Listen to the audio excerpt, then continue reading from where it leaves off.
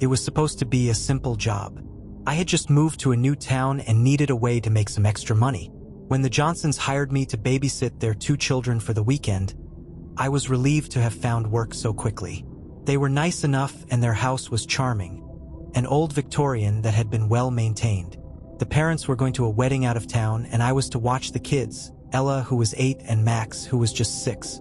They were sweet and well behaved, and by the time their parents left, everything was going smoothly. I tucked them into bed, read them a story, and settled into the living room with a book, ready for a quiet evening. The house, though quaint, had an eerie quality to it. The wooden floors creaked with every step, and the wallpaper seemed to ripple under the dim light. It was an old house, full of its own secrets, but nothing seemed out of place until the lights began to flicker. At first, I thought it was just a loose bulb, but then the lights went out entirely. The house was plunged into darkness. I fumbled for my phone to use its flashlight. The children had already gone to bed, and I didn't want to wake them. I started checking the circuit box, hoping to fix whatever problem had caused the outage. As I moved through the house, the darkness seemed to press in around me. The flickering lights returned, just long enough for me to see shadows moving out of the corner of my eye. I convinced myself it was just my imagination playing tricks. I'd had a long day and was just tired. When the lights finally stabilized, I returned to the living room and tried to relax, but my anxiety wouldn't let me settle. The house was quiet, too quiet. The only sound was the ticking of an old clock in the hallway, its rhythm oddly unnerving. I decided to check on the children to make sure they were sleeping soundly. As I approached Ella's room, I noticed the door slightly ajar. I pushed it open gently, and there she was, fast asleep. Max was in his room too, so I turned to leave. That's when I saw it. A shadow just at the edge of the doorway. It was darker than the surrounding darkness, more solid. My heart skipped a beat, and I took a step back. The shadow seemed to shift, moving closer to the crib where Max slept. I shook my head, trying to clear the image. It had to be a trick of the light or my tired mind playing games with me. I went to Max's room, quietly checking to make sure he was all right. He stirred slightly but didn't wake. I watched him for a moment, and then the shadow appeared again, this time closer to me. I was overwhelmed by a chilling sensation, as if the air had turned cold and heavy. I backed away, my mind racing with possibilities. Could there be someone else in the house? Had I missed something during my earlier inspection? I returned to the living room and tried to calm myself. Maybe it was just the stress of being alone in an old house. I tried to distract myself with the television, but the flickering screen did little to reassure me. Then I heard it, a soft, whispering voice coming from the hallway. It was too faint to make out, but it sounded like someone was calling my name. I froze, the blood running cold in my veins. I glanced at the hallway and saw the shadow again, this time moving purposefully, as if it was searching for something. I grabbed a flashlight and slowly walked towards the hallway, my footsteps echoing in the silence. As I approached, the whispering grew louder, more insistent. It was coming from the nursery. I could see the shadow now, hovering near the doorframe. With trembling hands, I opened the door, shining the flashlight into the room. The light revealed nothing out of the ordinary, but the sense of dread was overwhelming. The whispering stopped abruptly. I checked on Max, who was still asleep, oblivious to the strange occurrences around him. Determined to get to the bottom of this, I decided to investigate the basement. The house had a large, dark basement that I hadn't explored yet. If there was someone or something causing these disturbances, I needed to find out. I made my way down the creaky stairs, the basement dimly lit by a single bulb hanging from the ceiling. The air was damp and musty. I shone my flashlight around, revealing old furniture, boxes of forgotten belongings, and a large, dusty mirror leaning against the wall. As I approached the mirror, I saw something that made my heart stop. A shadowy figure standing behind me in the reflection. I spun around, but there was no one there.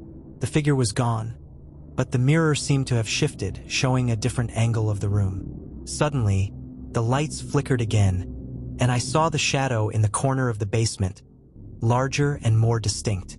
It was a shape that seemed to be watching me. I felt a cold breath on my neck and turned quickly, but nothing was there. Panicking, I raced up the stairs, not stopping until I was back in the living room, my breath coming in ragged gasps. I realized that the lights had gone out again, and the house was once more engulfed in darkness. The sense of being watched was overwhelming, and I knew I had to protect the children. I grabbed the kids' emergency kit, which had a battery-operated lantern, and made my way back to their rooms. I decided to wake them up, despite my earlier hesitation. I needed to keep them safe. I shook Ella gently, and she woke up groggy but calm. I told her we needed to leave the house for a while until the power came back on. Max woke up, and I reassured him as best as I could. We left the house and waited outside until the Johnsons returned home. When they finally arrived, I explained what had happened. They listened attentively, though they seemed more concerned about the power outage than anything supernatural. They assured me that the house had always had occasional electrical issues and that nothing unusual had happened before. The Johnsons were understanding and offered to compensate me for my time, but I declined, eager to leave the eerie house behind. As I walked to my car, I glanced back at the Victorian house. The shadowy figure was gone, but the memory of that night would stay with me forever. I left the town shortly afterward, unable to shake the feeling of being watched. I never returned to the Johnsons' house, and I certainly never babysat again. The experience taught me that sometimes it's better not to delve too deeply into the unknown, especially when it involves shadows that don't belong.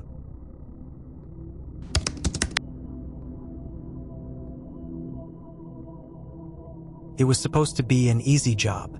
The Wilsons were going to a gala and needed someone to look after their 8-year-old son, Tommy, for a few hours. When I arrived at their grand old mansion, I was taken aback by its sheer size.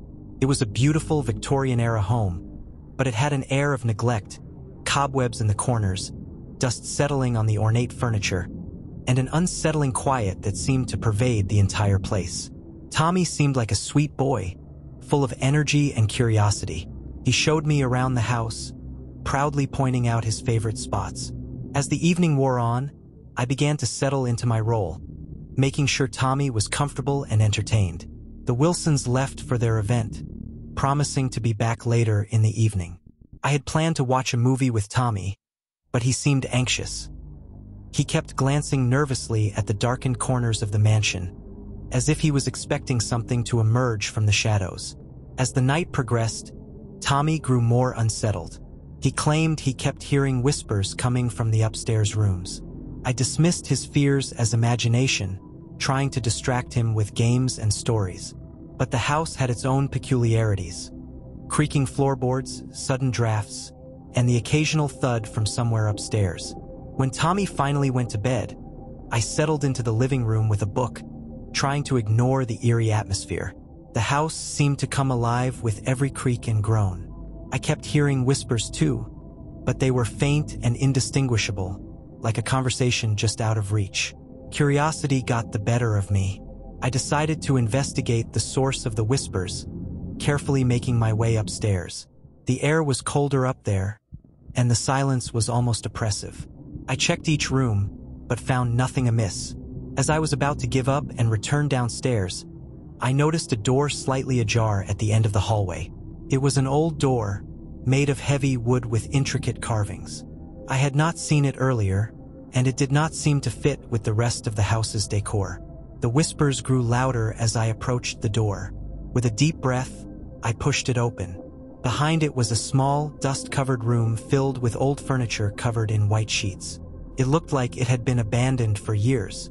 In the center of the room was an old rocking chair, slowly moving back and forth as if someone had just left it. A chill ran down my spine. The room was empty except for a small, antique chest in the corner. The whispers seemed to emanate from the chest. I hesitated but knew I had to see what was inside. I opened the chest with trembling hands, revealing a collection of old, faded photographs and a diary. The photographs were of people I didn't recognize, but the diary was more unsettling. The diary belonged to a woman named Eleanor, who had lived in the mansion decades ago. The entries were filled with references to strange occurrences, whispers in the night, cold drafts, and an inexplicable sense of dread. The final entry was a desperate plea for help, written just before the author vanished without a trace. As I read through the diary, the temperature in the room dropped even further. I could see my breath in the air, and the whispers became a low, eerie chant. I heard footsteps behind me, but when I turned, the hallway was empty. A sense of being watched grew overwhelming. I rushed out of the hidden room, closing the door behind me. I hurried downstairs, trying to shake off the feeling of being pursued. Tommy's door was slightly open. I went in to check on him, finding him awake and visibly frightened. He said he'd heard the whispers too and was too scared to sleep. I tried to comfort him, but I could feel an unseen presence in the house, as if the mansion itself was alive and watching us. The whispers grew louder, echoing through the house as if they were all around us. I knew I had to get Tommy out of the mansion. I grabbed him and made my way to the front door, but it was stuck. It wouldn't budge no matter how hard I pulled. Panic set in. I checked the windows, but they were locked tight. The house seemed to be closing in on us. The shadows in the corners grew darker and more menacing. I could feel the presence growing stronger, as if it was trying to keep us from leaving. With one final, desperate push, I managed to force the front door open. The night air was cold, but it felt like freedom. I grabbed Tommy's hand, and we ran down the driveway, not stopping until we reached the streetlights at the end of the road. The Wilsons arrived home shortly after. They were surprised to find us outside but listened to my story with concern. They assured me that the mansion had a history of strange occurrences but had never caused any harm.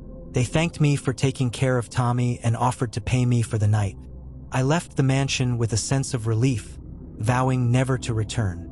The experience left me shaken, a reminder that sometimes the things that go bump in the night are more than just figments of the imagination.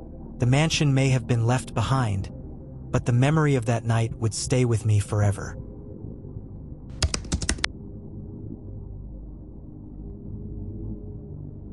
It was my first job after moving to a new city. The Martins needed a babysitter for their 5-year-old daughter, Lily, and I was eager for some extra cash. They had just moved into an old house at the edge of town, and while it had a bit of an antique charm, it seemed like the perfect setting for a quiet evening. The Martins were a friendly couple, and Lily was an adorable little girl with a wild imagination. They left for their evening out, and I settled in with Lily, planning to make the night as fun as possible.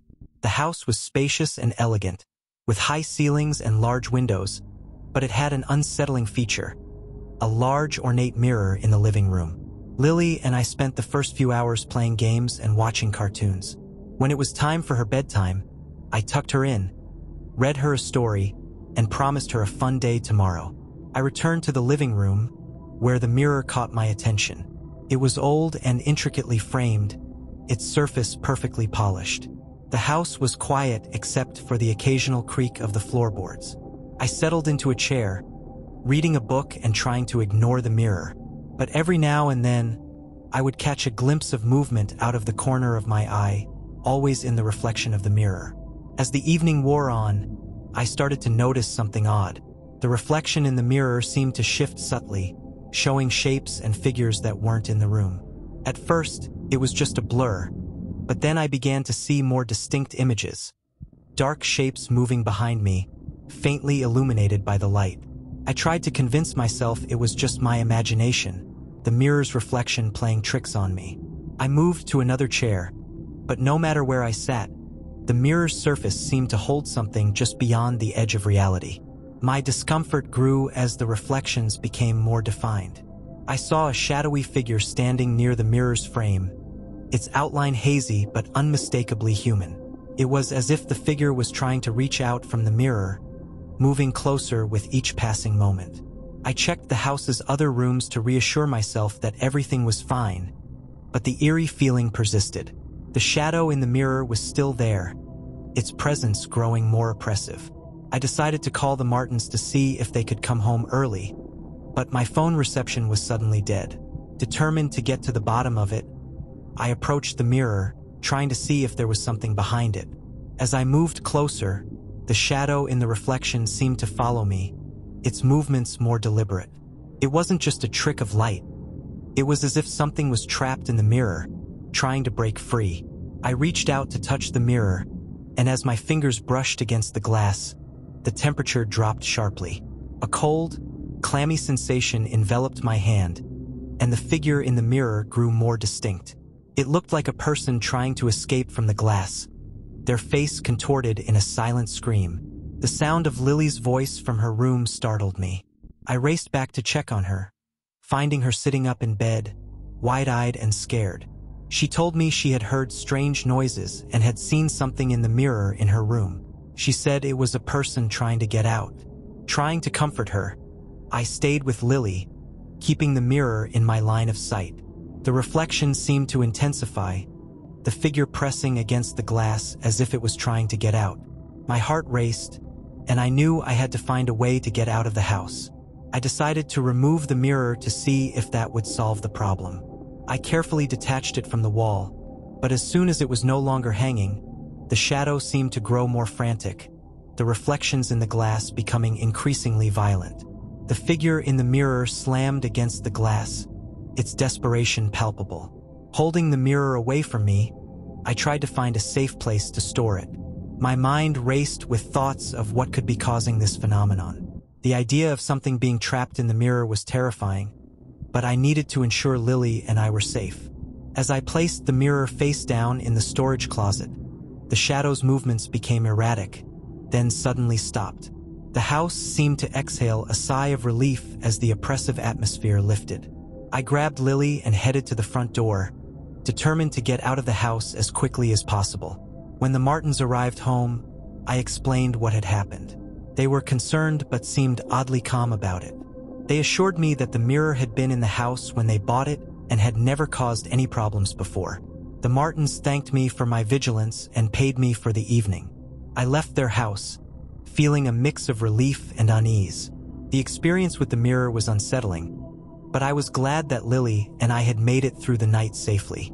After that night, I never returned to the Martins' house, and I made sure to avoid situations that involved old, mysterious objects. The incident with the mirror stayed with me, a haunting reminder of the shadows that can lurk just beyond the edge of reality.